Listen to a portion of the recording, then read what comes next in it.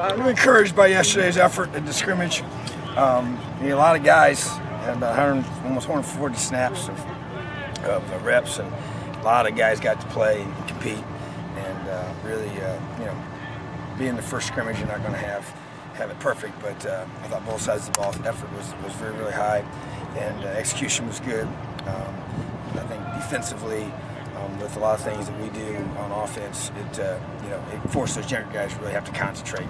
So they had some mistakes on that, but I was encouraged by the overall execution on both sides, and I thought the offense did a much better job in the red zone, finishing drives, which we've been emphasizing. And I thought the quarterback play overall was very solid, and all three guys did a lot of good things. Backs ran hard, receivers caught the ball well. Defensively, a guy like Mikey McFadden really flashed to me. One of our true freshmen, really encouraged by his development. James Miller as well. Once they got to full bore live, those guys stuck out, which you want to see. And I thought that was a really, really good sign, and just encouraging all around by just the ability for us to have as many guys as we had involved and have that high a level of execution this early. So just got to build off of it, keep growing. With James Miller, it looks like out here in practice you got him at the stinger. Is that kind of where you guys see him, or could he be? He's going to learn both. Learn both. And we started him at stinger, and then now we're going to probably move him at Mike, and then switch him to Mike so they can both learn both positions, and give each of them a week this week at those spots. So we're probably going to invert those guys, but really for the purpose of depth and just overall knowledge. Did anybody separate themselves even a little bit at the quarterback spot in the scrimmage?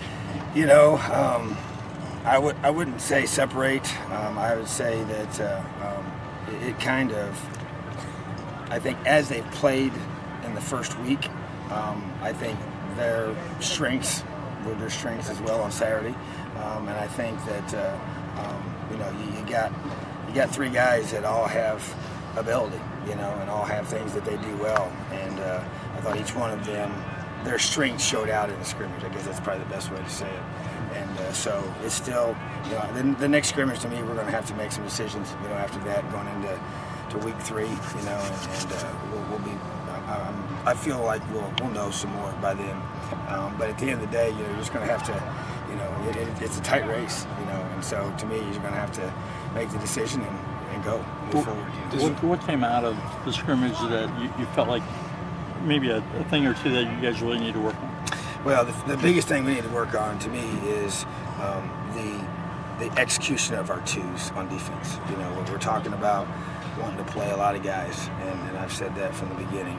And so those guys have got to be able to execute at a high level. And and one thing you run into, which is typical, you get one who's hurt. We had a couple of those that weren't in there, and then so now the twos are threes. And so but that's it. They're one snap away from being a number 2. In order for us to keep that philosophy. So I really want a defense that we can rotate a lot of guys in, and in order to do that, they all have to execute well. And so that's caused us to say, okay, let's look at our progression of our install the rest of the second week of camp and how that's going to be effective. So that's the change we made with that. And then just to continue to take some extra guys and get some more practice time with them in the meeting rooms to be able to prepare them. And the other part of it too would be on the opposite side of the football is just being consistent. We had some good drives, and then also had some ones where the defense started taking things over, getting 3 and outs. So just want to be consistent in execution on that side of the football. But we have a lot more experience on the offensive side of the ball, and as I've challenged them, they've got to rise up. They got to carry this football team early on, just like the defense had to carry the team early on last year. I felt, and I challenged them that way, and felt that was going to be the case. And so anytime you got a more mature side of the ball, that team has to rise up, and that side has to rise up and really kind of be a great foundation that the other side can lean on while they grow and develop. So talking about the QB specifically, does Mike almost have to do a little bit more than the other two to separate himself because he's got the option of the red shirt, or do you just remove that from your thinking for now? Well, I think that there's probably more also from the perspective of just being unproven. You got the 2 other guys who've actually started and won and played in college football, where he's a young man that hasn't played a snap of live college football even against his own team. So I think he has to, in order to for you to feel like, hey, he's the guy. Yeah, he has to truly beat those guys out. And that's what we're telling whoever the guy is. I want you to make it obvious. make it obvious, and it hasn't been made obvious yet, so we're still waiting on that. But I will say I'm pleased with what the guys are doing. I feel good about where we are. I feel like we got multiple guys that can play, and we've all know that as the season progresses, you're going to need a bunch of guys. We've play 2-3 quarterbacks in the course of a season. You don't want that to happen, but that sometimes happens, and sometimes it's been more than that other places. So to me, you need 3 guys that you trust that can play, and that process to continue. So I just think that the older 2 guys definitely have an advantage of their experience, but Michael's a talented young man, and he continues to impress. He did some stuff with the ones today. Is there anything to read into that? Or are you just kind of rotating the guys through? Yeah, we've been rotating them pretty consistently, and because I want them to get a good feel, because there's a difference. The 1-0 line is different than the 2-0 line, and different than the 3-0 line, and then that affects, how the pocket holds up, and you want them to feel that they're getting a chance. Sometimes you want to see them work with when they don't have as much around them.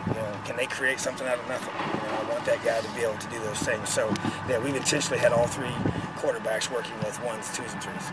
Is Logan Justice going to be your pick at kicker for? Well, that competition is another one. We've got several position battles, and that's a very intense one. And right now, coming out of the scrimmage, I felt like that Logan and Charles were had kind of become the 2 front runners for that position for field goals.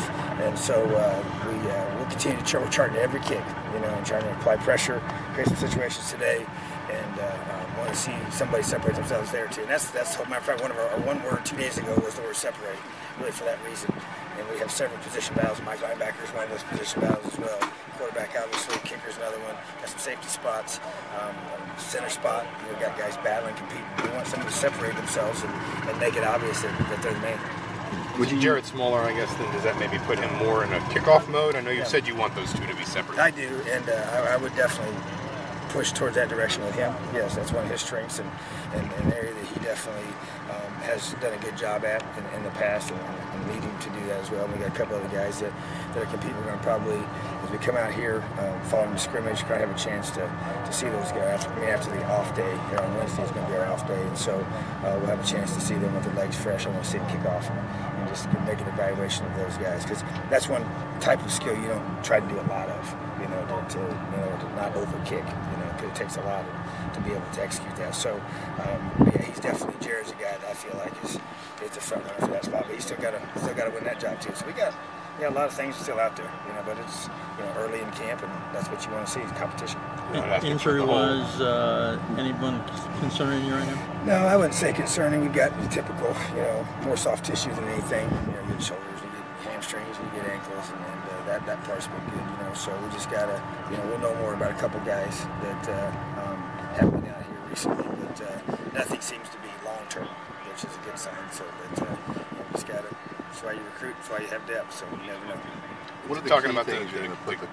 No, I was just going to say, just quickly on the kickoffs, not asking the whole playbook, but do you almost train those guys a little bit differently because of the rule change? Do you try to be a little bit more targeted in where you place the ball, or do you just want to kick it through the end zone because you figure there's really not much difference in the touchback? Yeah, that's an interesting dynamic, and we had Big Ten officials here this weekend and spent a lot of time talking to them, and even in the rules themselves are kind of getting flushed out, completely. I feel like we now finally got some closure on exactly how the rule is going to be enforced and interpreted on every phase of those types of kicks, and how it affects your strategy. I don't think anybody knows for sure what's going to be. I know what the intent of the rule, what they were trying to do with the rule, but I think that it'll be interesting to see what people choose to do.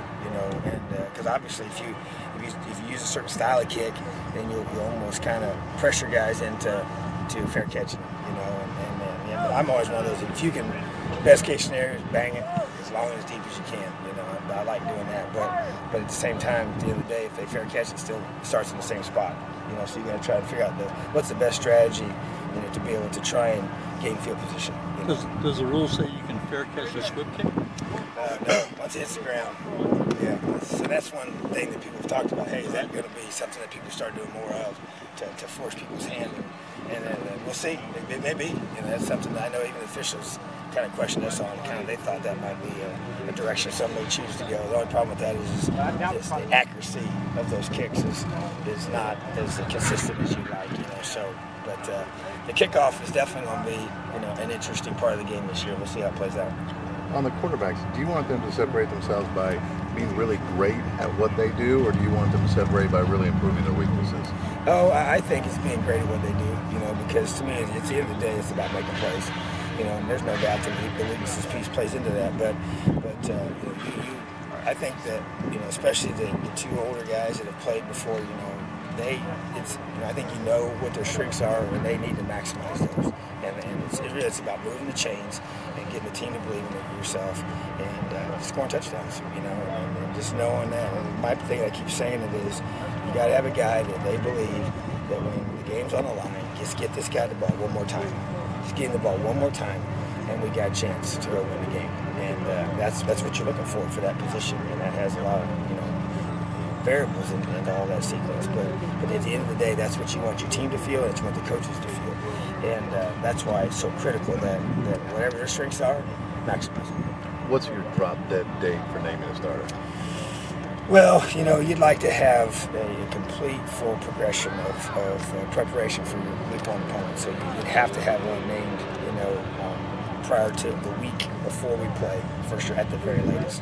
So do you want to do it before that? Yeah, Preference? I would say probably the week before that weekend is kind of the area I'm targeting.